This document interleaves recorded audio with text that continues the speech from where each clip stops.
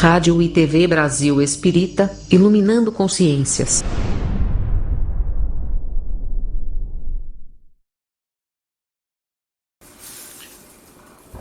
Amigos da Rádio Brasil Espírita de Maceió, estamos dando prosseguimento de uma nova série de programas, onde nós comentamos o Evangelho e sua simplicidade, mas agora, nessa série, nós estaremos dando ênfase sobre as epístolas de Paulo à luz do Espiritismo. No primeiro programa, nós fizemos uma apresentação, à guisa de uma autêntica introdução ao desenvolvimento desse programa, mostrando a importância da figura, desse apóstolo que nós conhecemos como Paulo de Tarso. Falamos da sua origem e que ele viveu imerso em 3 mundos: o mundo judaico, a cultura grega e o Império Romano. Então, nessa condição ímpar, é que ele veio a desenvolver um trabalho marcante, extremamente significativo para o desenvolvimento do cristianismo. E tudo isso nós comentamos, e com ênfase nos seus escritos, nas suas cartas, nas suas epístolas, como se fala, num livro que nós lançamos já há alguns anos atrás, que é Epístolas de Paulo à Luz do Espiritismo, da casa editora O Clarim de Matão.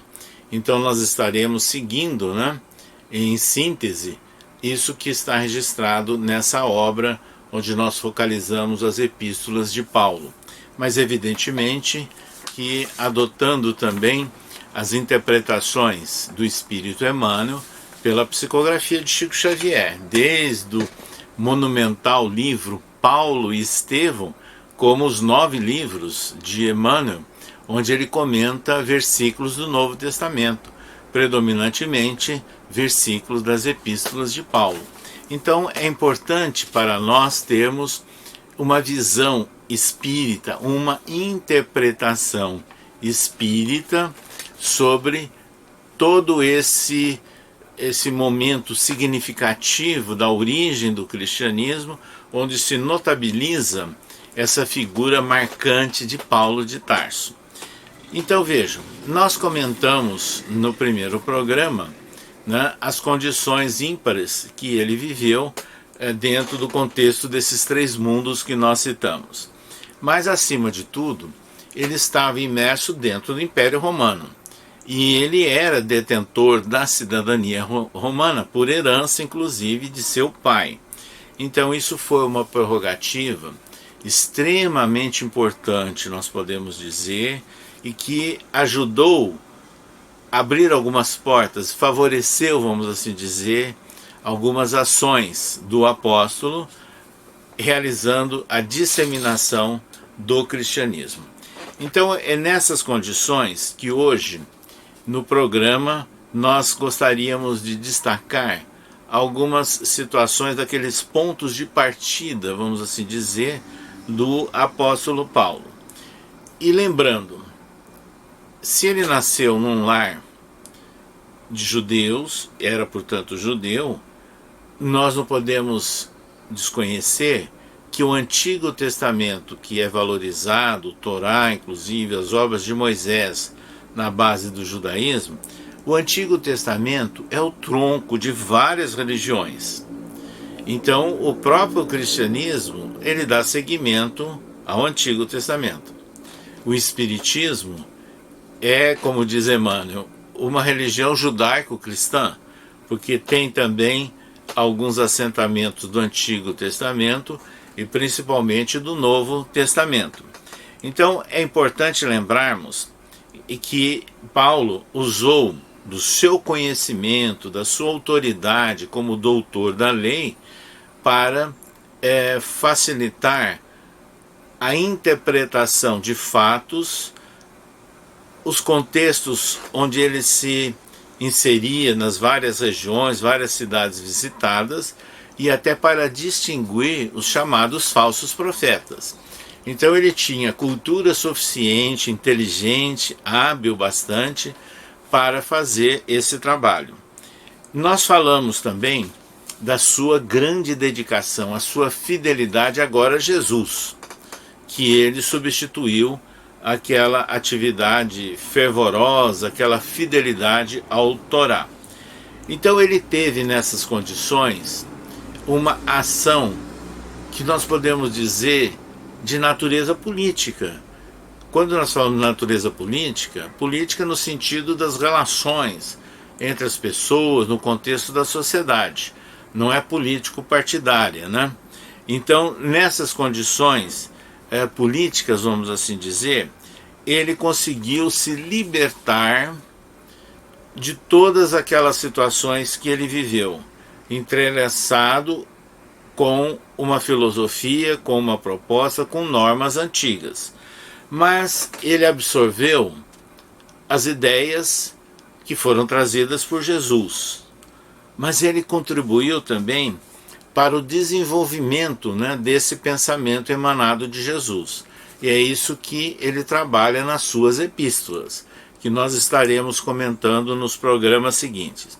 Agora vejam, hoje nós precisamos trazer a vocês aqui algumas informações históricas que passam desapercebida a grande maioria das pessoas.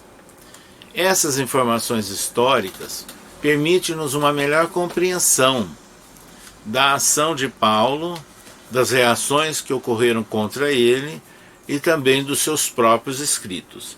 Então vejam, ele viveu no Império Romano. Aliás, o cristianismo ele emerge do próprio Império Romano, no contexto do Império Romano. E assim, isso é importante que nós vamos falar para diferenciar uma realidade que era vivida por Paulo naquele seu contexto daquelas informações superficiais e até deturpadas que nós encontramos em algumas histórias de religiões onde procuram apenas destacar situações e aspectos negativos dos povos do passado. E aliás, nós temos que ter um cuidado muito grande, porque nós não podemos analisar o passado com a ótica e os rigores que nós temos nos dias de hoje. Nós temos que entender aqueles contextos daquela época. Então vejam, Paulo viveu levado da tradição rigorosa do judaísmo para a busca da compreensão dos ensinos de Jesus. Mas ao mesmo tempo, e isso é o que não é falado ou escrito de uma forma geral, mas os historiadores clássicos apontam, havia no Império Romano, na época do imperador César Augusto, né, uma chamada teologia imperial romana. Nessa teologia imperial romana, e que foi registrada inclusive em textos da época, né, como o livro de escritos do próprio imperador Augusto, de Cícero, né, falando sobre as respostas sobre adivinhadores, onde ele afirmava inclusive, né, dos cuidados dentro da ótica do espírito romano, da moralidade, da prática da religião em casa, mas procurando respeitar também as religiões dos povos conquistados. Isso não é falado de uma forma geral, mas faz parte da história. Então, havia nessa teologia imperial romana a ideia de que as práticas religiosas dos povos conquistados elas seriam respeitadas. Porém, esses cidadãos deveriam também se submeter e reconhecer a divindade do imperador. E aí é que surgiam alguns problemas. Esses problemas ficaram mais marcantes e agudizados na relação com o povo judeu, né? Então, diferente de outras regiões conquistadas por Roma. Então, se no Império Romano se tolerava religiões estrangeiras, desde que não estivessem afrontando, vamos assim dizer, a divindade imperial, nós não podemos deixar de dizer que ocorreram muitas imprudências ou muitos radicalismos, né, no seio do povo judeu. E isso é que criou muitas situações e que levaram depois, no ano 70, à destruição do templo e da própria cidade de Jerusalém. Mas vejam, ali no seio do povo romano já havia também algumas ideias de tirar sacrifício de animais e de homens. Isso ficou muito claro, né, na vigência dos imperadores Tibério e de Cláudio, que proibiram inclusive, né, que nos circos romanos fizessem esses sacrifícios. Então, isso são fatos interessantes. E havia um desenvolvimento de um direito romano, e que favoreceu o conceito, que é muitas vezes lembrado, de Pax Romana. Emmanuel cita a Pax Romana no livro A Caminho da Luz. Mas a chamada Pax Romana, ou seja, paz romana, é diferente do entendimento que nós temos agora sobre paz. Ou seja, na Pax Romana havia-se a aceitação das conquistas, que eram impostas, né, por guerras impostas pelos romanos. Mas veja, também havia, dentro do Império Romano, um desenvolvimento dos meios de comunicação no contexto da época, ou seja, a construção de estradas, as chamadas vias, por todo o Império Romano. Muita gente escuta falar da Via Ápia, né, que saía de Roma em direção ali ao extremo da Península Itálica. Mas havia muitas outras vias, né, na região das Gálias, ali na região da Grécia, da Macedônia, da Ásia Menor. Então, estabelecia-se uma forma de comunicação terrestre e por mar também, por navegação, com os povos em que havia esse domínio do Império Romano. Mas também procurava-se ter uma forma de convivência dessas culturas diferentes, complexas, né? Então, os romanos construíam nas principais cidades os chamados fóruns, que era o ambiente de reunião onde tinha templos, né? Templos, inclusive, para a adoração dos deuses que eram utilizados naquela época, deuses romanos, deuses gregos, egípcios, etc. Então é importante a gente lembrar de toda essa situação.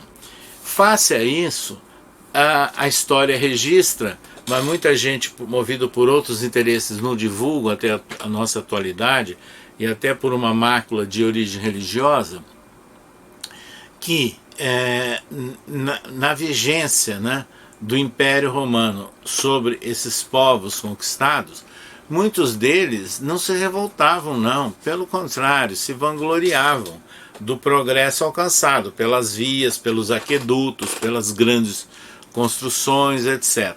Mas havia a cobrança de imposto, do tributo, e é isso que é exaltado, né, na vida ali da Judéia e que aparece no Novo Testamento. Então o rancor dos judeus em pagar tributo a Roma. Então vejam, isso serviu inclusive de um diálogo, né, que foi aproveitado e utilizado por Jesus. E é interessante que em vários momentos, né, Jesus faz considerações que foram marcantes para aquela época.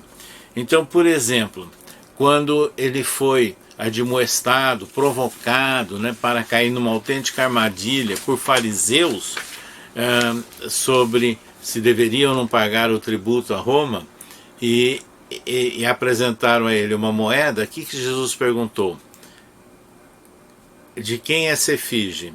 De César. Portanto, dai a César o que é de César e a Deus o que é de Deus. Ou seja, as moedas na época tinham a efígie do imperador numa das fases. Na época era Tibério. Então, dai a César o que é de César. Pagai os impostos ao império. E dai a Deus a dedicação a Deus de nossa parte. Então, vejam, essa resposta sábia que Jesus deu, inclusive chegou ao conhecimento das autoridades romanas. Isso foi levado e foi valorizado, mostrando que ele não era um revoltoso, ele não era um proponente de uma revolução, como muitas pessoas imaginavam ali na Judéia e principalmente em Jerusalém. Aliás, quando ele foi preso, né, com as intrigas emanadas do Sinédrio, ele foi preso, todo ele motivado por perseguições das autoridades judaicas, não tem nada a ver com o Império Romano.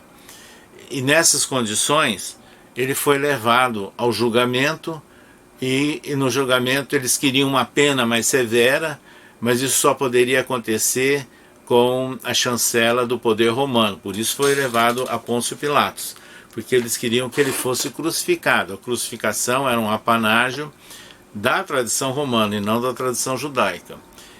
Mas aí, veja, ele foi interrogado por Pôncio Pilatos e queria saber se ele era realmente um rei, porque a denúncia que levaram ao governador é que ele queria ser um rei, ou seja, ele representaria uma ameaça ao Império Romano, quer dizer, uma autêntica inverdade, né? E que Jesus respondeu: meu reino não é deste mundo. Então ele separa as situações dos reinos materiais terrestres daquele reino que é de Deus, do coração, da intimidade, como nós entendemos na doutrina espírita. Então vejam, isso é importante porque Jesus foi condenado, foi executado na crucificação. Paulo, quando ele passa por aquela situação em que, na condição de doutor da lei, ele favoreceu e motivou o sacrifício de Estevão, e depois ele veio encontrar a Jesus naquela aparição luminosa às portas de Damasco, ele se transformou num dedicado servidor, seguidor de Jesus. E é interessante que ele vai empregar ao longo da sua trajetória várias situações em que ele se reporta nas suas epístolas também, por exemplo, aos Romanos, com o dai a César o que é de César. Então Paulo também não se colocava numa posição de revolucionário, né, contra o Império Romano. Ele estava divulgando a mensagem de Jesus, era esse o seu objetivo. Então dai a cada um o que deveis, a quem tributo, tributo, a quem imposto, imposto, a quem temor, temor, a quem honra, honra. Então vejam, essa foi a posição expressa por Paulo na sua epístola aos Romanos. Mas é interessante que Paulo ele propunha uma nova aliança, não a famosa aliança tradicional do judaísmo, né, da Arca da Aliança, não, que era a aliança com as obras, o Torá. Não, agora escreve Paulo que era importante sim uma fé, mas uma fé que representasse esperança, caridade. E isso que a maior delas ele considerou a caridade. Então Paulo ele começa a mostrar que a visão que Jesus nos trouxe de Deus não é daquela lei férrea do Antigo Testamento, né? Do dente por dente, olho por olho, mas é a lei do amor, do Pai misericordioso e bom, Deus paternal. Essa é a visão que Paulo nos traz. Então ele escreve na Epístola aos Romanos, também dirigindo os seus romanos, que Deus era Pai de todos, não apenas dos judeus ou dos gregos, de todos, inclusive aqueles que eram chamados de gentios. Portanto, era Pai dos romanos também.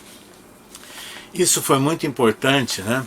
E o interessante é que essas colocações de Paulo não o colocavam em contradição e nem em confronto com os romanos. Pelo contrário, ele era sempre alvo de intrigas, de perseguições das sinagogas, então da tradição judaica e não dos romanos.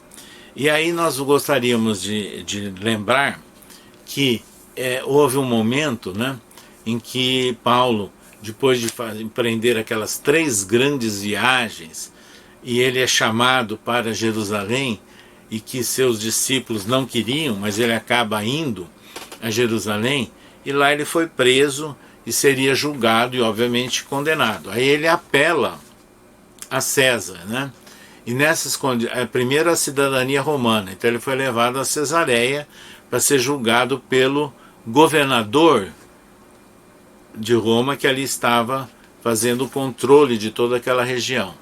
E ali no julgamento, esse governador tenderia inclusive a absolvê-lo, porque ele não aceitava aquelas injunções, intrigas e perseguições que partiam do Sinédrio. Mas eles fizeram tanta pressão que Paulo então apela a César, ao imperador.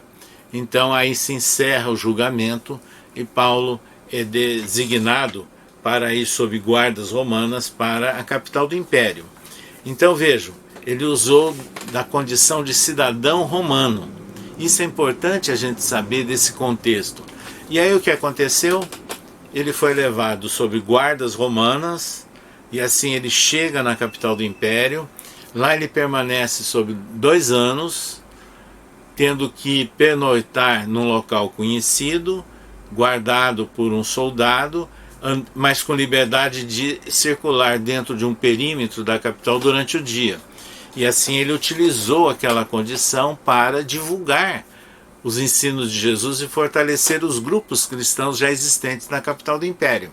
Ou seja, olha que interessante, sob a proteção do Estado romano, Paulo divulgou a mensagem de Jesus na capital do império. Ele foi absolvido num julgamento feito diretamente com a presença do imperador Nero. Mas depois, num segundo momento, quando aconteceram outras perseguições que eram aos judeus, aos estrangeiros de uma forma geral, aí também Nero culpou, por intrigas criadas na época, cristãos pelo incêndio da cidade de Roma. E aí é que Paulo foi detido e executado. Mas nós gostaríamos de dizer então, para que todos entendam esse contexto, né? Que naquela época os primeiros imperadores, César, Tibério, Calígula, não faziam perseguições e nem distinguiam os cristãos. A primeira identificação de cristão aconteceu naquele segundo momento do imperador Nero, após o incêndio da cidade. Até então eram os estrangeiros, eram os judeus, eram aquelas seitas que eles diziam oriundas ali da região da Judéia, mas não havia distinção de ser ou não ser cristão. Apenas naquele momento que Paulo veio a ser executado. Então é importante a gente ter essa visão do contexto da época, porque isso vai valorizar, inclusive, a nossa compreensão dos esforços de Paulo, dos momentos que ele soube aproveitar, das condições que ele soube aproveitar para divulgar a sua mensagem fundamentada no ensino moral de Jesus, e que era essa a sua proposta. Então vejam, isso tudo que nós estamos comentando vocês para destacar a importância e a ação de Paulo dentro do contexto que ele viveu no Império Romano, é importante considerarmos o seguinte: há livros de historiadores oficiais, né, acadêmicos, né, em que dizem, por exemplo, um deles, que Lucas achava que os judeus se opunham às conversões dos gentios levados por ciúmes. Era essa a realidade. Mas também nós temos uma romancista americana que viveu no século XX, Taylor Caldwell, né, que escreveu livros muito importantes sobre o médico Lucas, mas também ela escreveu um livro menos divulgado, que é sobre Paulo, e que na sua origem, lá nos Estados Unidos, o livro teve o título de O Grande Leão de Deus. Para o português, ele existe na literatura de nosso país com o título de O Grande Amigo de Deus. E ela mostra que Paulo, ela comenta, foi um verdadeiro leão vermelho, o grande leão de Deus. Ou seja, ela compara o rei dos animais com a sua força, com a sua potência, né, para defender o quê? Os princípios relacionados com os conceitos de Deus, agora à luz dos ensinamentos de Jesus. Então nós prosseguiremos num próximo programa comentando com vocês outros aspectos da trajetória do apóstolo Paulo. Até próxima quarta-feira.